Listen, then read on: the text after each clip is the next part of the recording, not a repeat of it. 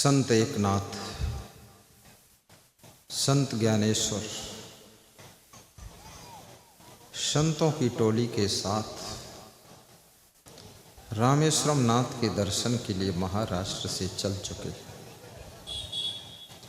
रामेश्वरम नाथ का मंदिर जब थोड़ी दूर रह जाता है, संत एकनाथ ने देखा कि सड़क किनारे एक प्यास से व्याकुल छटपटाता हुआ गधा पड़ा हुआ है। गधे की प्यास की पीड़ा को देख करके संत एकनाथ का दिल पिघल गया है। कुछ ऐसे लोग समाज में होते हैं जो दूसरों का दुख देख करके द्रवित हो जाते हैं, और दूसरों की पीड़ा को देख करके जिसका हृदय पिघल जाए वो कौन होता है। पद्म पुराण में ऋषि ने लिखा है,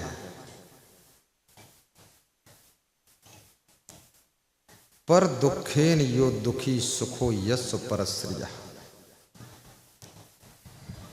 संसारे अस्मिन सह विज्ञेयः साक्षात् देव हरि स्वयं।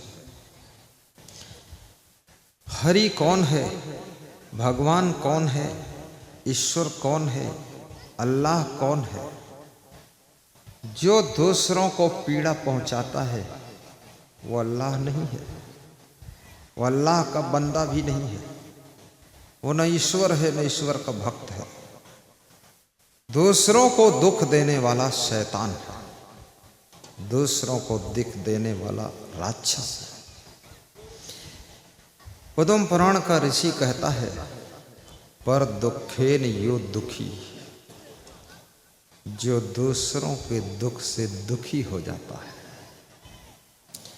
और दूसरों के सुख से जो प्रसन्न होता है, सुखो यस परश्रिया, दूसरों को सुखी देख करके जो प्रसन्न होता है, ये बहुत कठिन है। ये उससे ज्यादा कठिन है। दूसरों के दुख में दुखी होने वाले लोग भी दूसरों के सुख में प्रसन्न नहीं होते हैं, बल्कि उनको ईर्ष्या होती है कि इसके पास गाड़ी क्यों आई है, इसका मकान क्यों बना है, इसका इतना नाम क्यों हो रहा है। अरे ईर्ष्या। और जिसके हृदय में ईर्ष्या का जन्म हो जाता है उसको स्वप्न में भी सुख नहीं मिलता है। ईर्षु घृणी न संतुष्टा क्रोधनो नित्य संकिता पर भाग्योपजीवी च खड़ेते नित्य दुखिता। महिलाओं में 55% ईर्ष्या देखी जाती है, पुरुषों में 45%। जलन करने की आदत, किसी का धन धाम देखकर, बढ़ता हुआ मकान दुकान देखकर जो मन में जलन होती है उसको ईर्ष्या कहते हैं।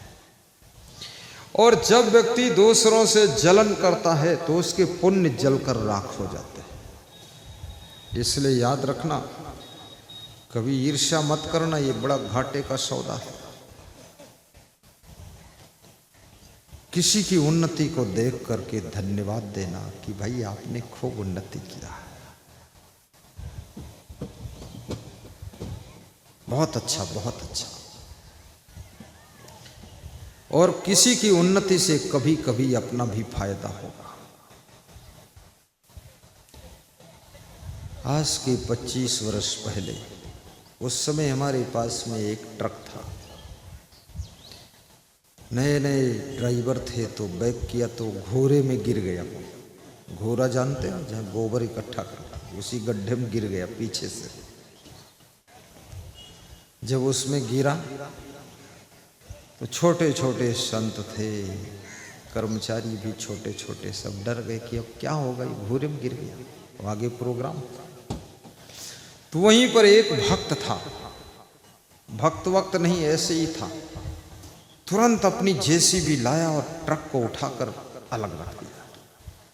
यहां भी ट्रक गिर गया था, कोई जेसीबी लाया, उठा के अलग कर दिया। और उस व्यक्ति का नाम था श्री शैलेंद्र यादव, इंजीनियर, निवासी तुम गांव।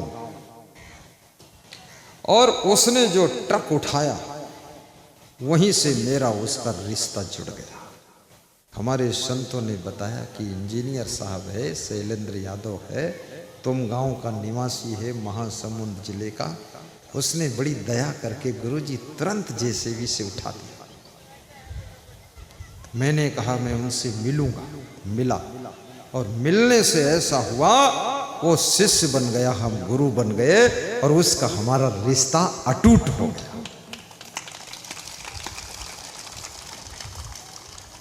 यदि उसके पास जेसीबी की उन्नति ना हुई होती तो कैसे उठाता। यहां भी ट्रक ज्यों ही फंसा त्यों ही जेसीबी आ गई। इसलिए पड़ोसी की उन्नति में भी खुशी मनाइए। आज अगर राजा राम यादव की उन्नति ना हुई होती तो ये सत्संग कैसे कराता है। और सत्संग कराया, उन्नति हुई, सत्संग कराया, तो इतने लोगों को गुरु का दर्शन घर बैठे मिल गया, घर बैठे मिल गया, प्रवचन मिल गया। पड़ोसी की उन्नति से जलन मत कीजिए, बल्कि पड़ोसी की उन्नति में खुशी मनाइए। जो किसी की उन्नति में खुशी मनाता है उसकी भी उन्नति शुरू हो जाती है, और जो दूसरे की उन्नति से जलन करता है तो उसकी उन्नति कभी होती ही नहीं है, वो जहां का तहां पड़ा रहता है।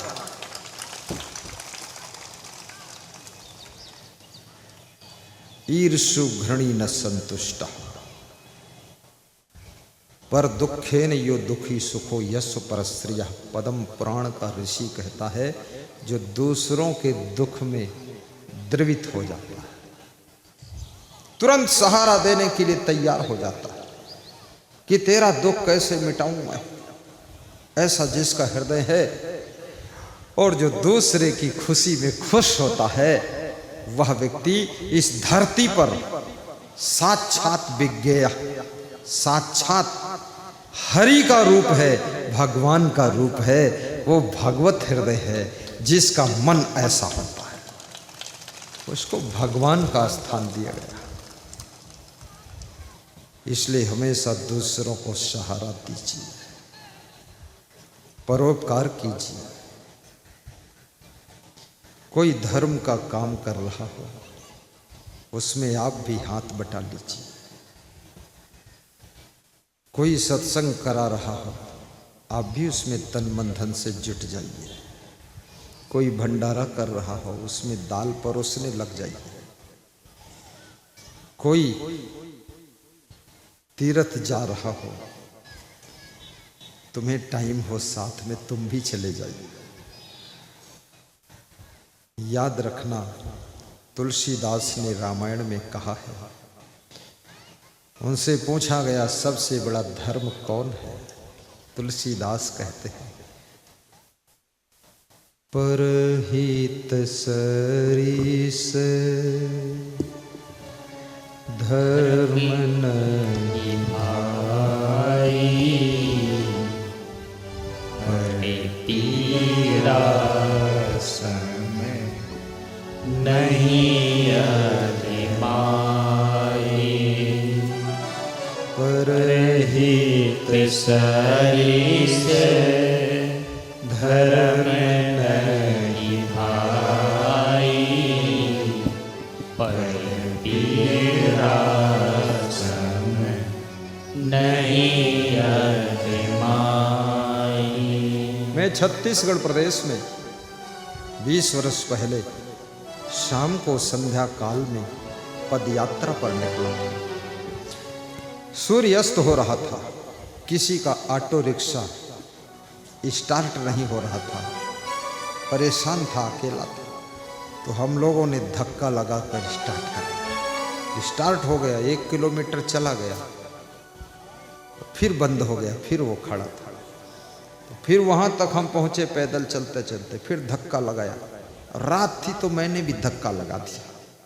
दिन होता थोड़ा शर्म लगती, रात में धक्का मारो, सब संत जुट गए, धक्का मार दिया, स्टार्ट हो गया। वो व्यक्ति घर गया, अगले दिन के प्रवचन में आया, बोला आज से तुम गुरु हो, हम शिष्य बन गए।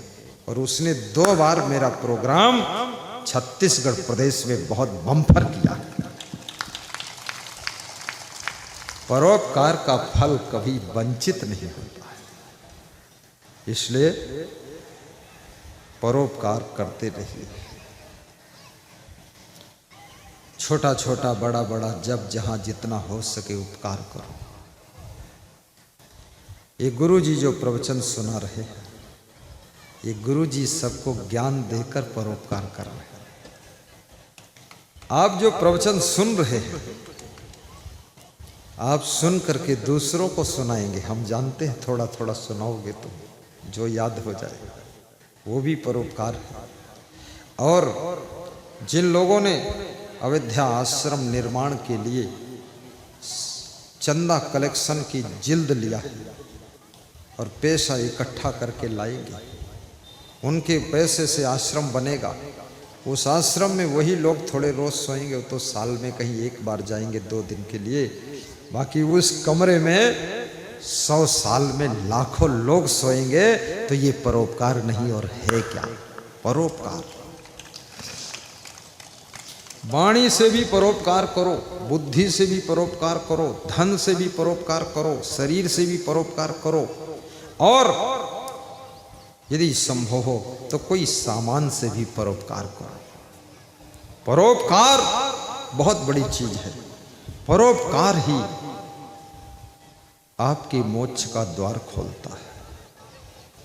परहित सरिस धर्म नहीं भाई, पर पीड़ा समय नहीं अभिमानी।